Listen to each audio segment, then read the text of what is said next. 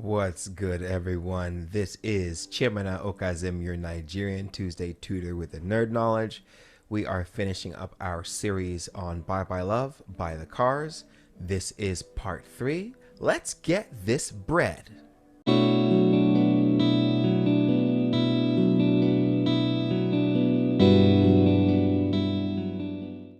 All right, so for the past few weeks, we've been talking about the verses.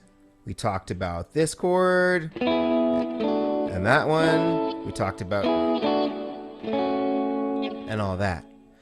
The reason I brought this up in the first place is that some of my students were trying to learn this. They grabbed some stuff from online, and I have found over and over and over again that all the chords, or most of the chords in those verses, were incorrect.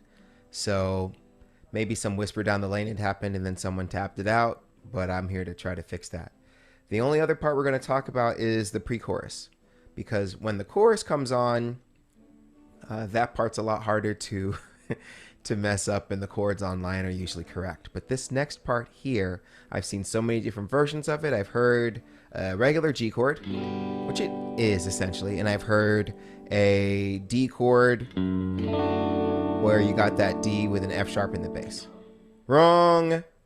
So if we want to get specific about what the guitar is doing in that pre-chorus part, when he's talking, it's an orangey sky, right? When that's going on, they're playing major 7th chords. So the first one is a G major 7. They're doing it in this position, where your pinky is at the 10th fret, 10, then ring on 9, and then index finger plays 7, 7, and also 7 again. They just don't usually play the skinniest string. So they're doing, then you take that exact shape and you move it down so your pinky's at the 5th fret. Always is some other guy, right? It's just a broken. That's it. If that's a little bit too stretchy for you, and you find that your hand is getting some cramp, then cut this one out. Leave the pinky off and just do these 3.